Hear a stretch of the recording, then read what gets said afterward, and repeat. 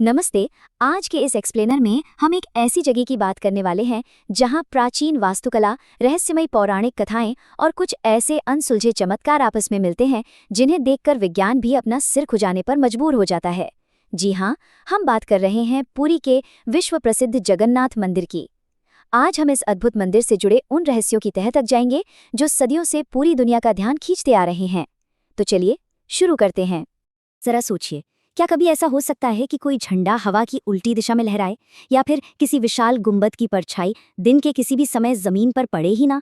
मतलब ये सुनने में किसी जादू या इम्पॉसिबल फिजिक्स जैसा लगता है ना, लेकिन आपको जानकर हैरानी होगी कि इस मंदिर में ऐसी ही कई घटनाएं रोजाना होती हैं और यही वो बातें हैं जो किसी का भी ध्यान तुरंत अपनी तरफ खींच लेती हैं।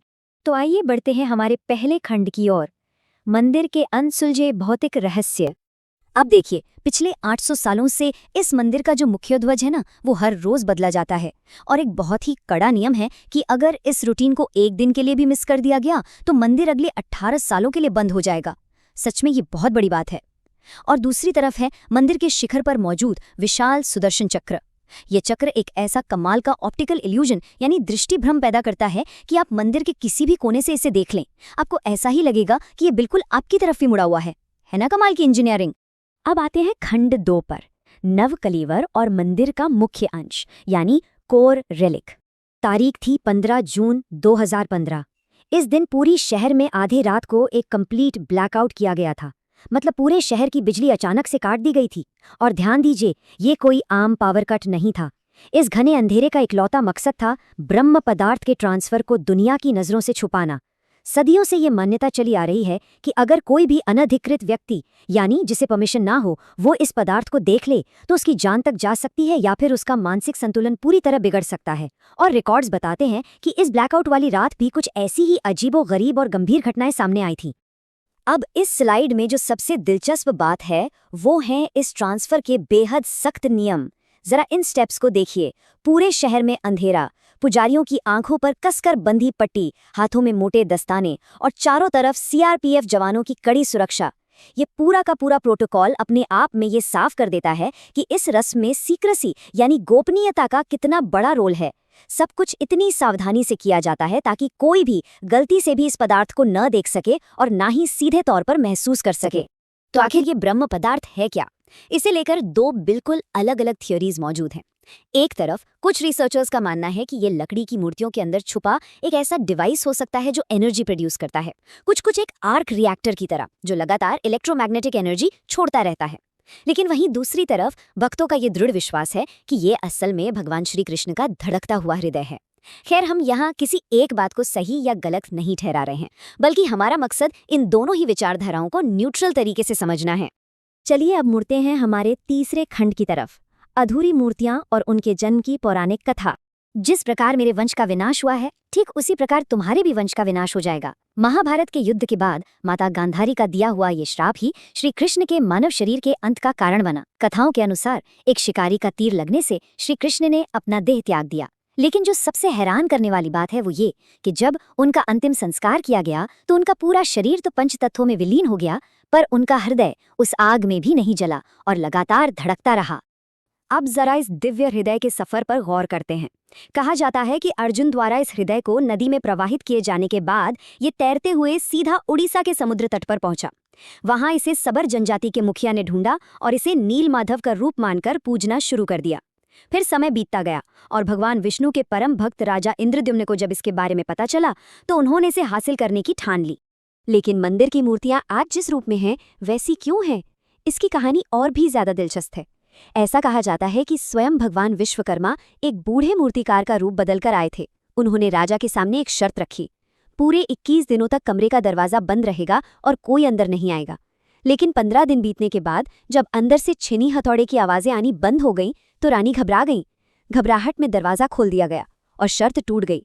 वो मूर्तिकार उसी पल वहां से गायब हो गए और अपने पीछे छोड़ गए वो अधूरी मूर्तियां जिनके हाथ और पैर पूरी तरह नहीं बन पाए थे। और आपको बता दें, आज भी उसी रूप में इनकी पूजा की जाती है। आगे बढ़ते हैं खंड 4 पर, ऐतिहासिक हमले और मंदिर का संघर्ष। बात है साल 1558 की।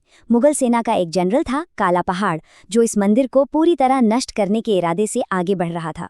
लेकिन कथाओं के मुताबिक जैसे ही उसकी विशाल सेना मुख्य गर्भगृह की तरफ बढ़ी, अचानक से चारों तरफ खूब अंधेरा छा गया और फिर मंदिर के एकदम भीतर से एक इतनी भयानक और तेज रोशनी निकली जिसने पूरी सेना में दहशत फैला दी। बिना एक भी हथियार चलाए हमलावरों की वो पूरी की पूरी सेना वहां से उल्टे पांव पीछे हटने पर मजबूर हो गई। सोचिए उस वक्त वहां क्या नजारा रहा होगा। अब आ जाइए 1803 और उसके बाद के ब्रिटिश काल में। ये समय भी मंदिर के लिए कोई कम चुनौतीपूर्ण नहीं था। एक तरफ था ब्रिटिश प्रशासन जो मंदिर के इन सदियों पुराने रीति रिवाजों को अंधविश्वास मानता था।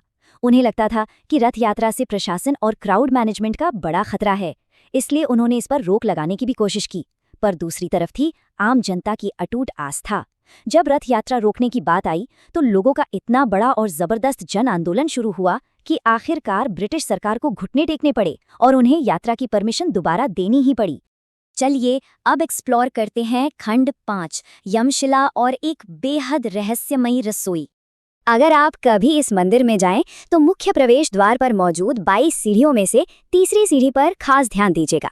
और हाँ, थोड़ा संभल कर, क्योंकि मंदिर की कथाओं में बाकायदा एक चेतावनी दी गई है कि इस तीसरी सीढ़ी पर, जिसे यमशिला कहा जाता है, कभी भूलकर भी पैर नहीं रखना चाहिए। मान्यता है कि जो भी इस पर पैर रखता है उसके जीवन भर के सारे पुण्य जीरो हो जाते हैं, यानी शून्य हो जाते हैं, और उसे सीधा यमलोक जाना पड़ता है। ऐसा इसलिए क्योंकि माना जाता है कि इस सीढ़ी पर स्वयं भगवान यम का वास है। और अब जरा मंदिर की इस महारसोई के आंकड़ों पर नजर डालिए। ये सच में आपके होश उड़ा देंगे। यहाँ 500 से भी ज्यादा रसोइये और उनके सहायक मिलकर हर रोज खाना बनाते हैं। आम दिनों में करीब 50,000 लोग और त्योहारों के समय तो पीक पर 2 लाख तक लोगों को यहाँ भोजन कराया जाता है।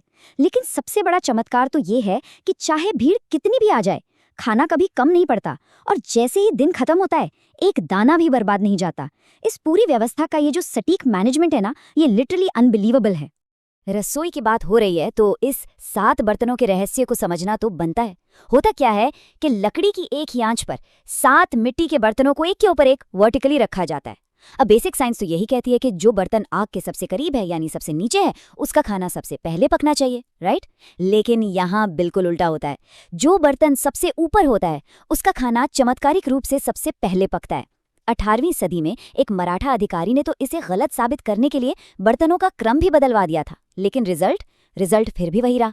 विज्ञान आज तक इस बात का कोई लॉजिकल जवाब नहीं ढूंढ पाया है। और अब हम पहुंच गए हैं हमारे आखिरी खंड यानी खंड 6 पर, भविष्यमालिका की चौंका देने वाली भविष्यवाणियां।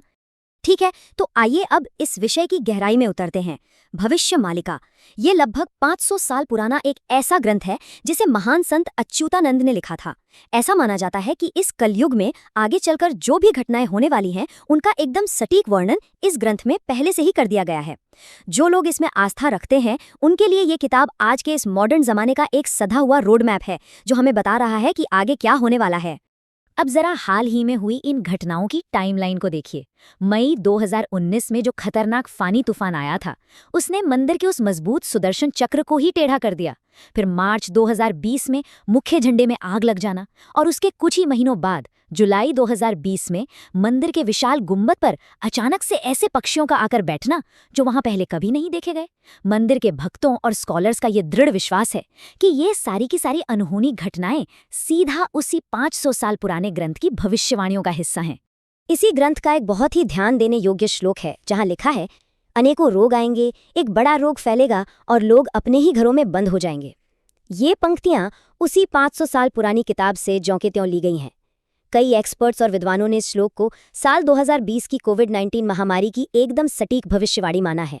सोचिए, एक इतनी पुरानी लिपि और हमारी आज की आधुनिक दुनिया की हकीकत के बीच का ये कनेक्शन सच में रोंगटे खड़े कर देने वाला है। बात यहीं खत्म नहीं होती। इस ग्रंथ में कुछ ऐसी घटनाओं का भी जिक्र है जो अभी होनी बाकी हैं और ये भविष्य के लिए बेहद गंभीर चेतावनियां मानी जाती है।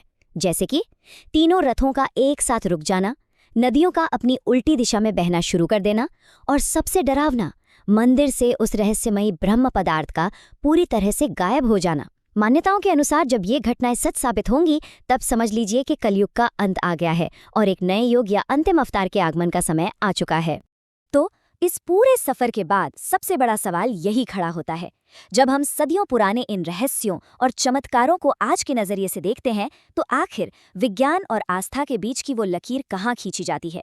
क्या ये सब केवल उस जमाने की बेहद एडवांस वास्तुकला और भौतिक विज्ञान का कोई अनोखा खेल है, या फिर सच में यहाँ कुछ ऐसा है जो हमारी और आपकी मानवीय समझ से बहुत परे है? हम आपको इसी सवाल के साथ छोड़े जा रहे हैं। इस एक्सप्लेनर से जुड़ने के लिए आपका बहुत बहुत धन्यवाद।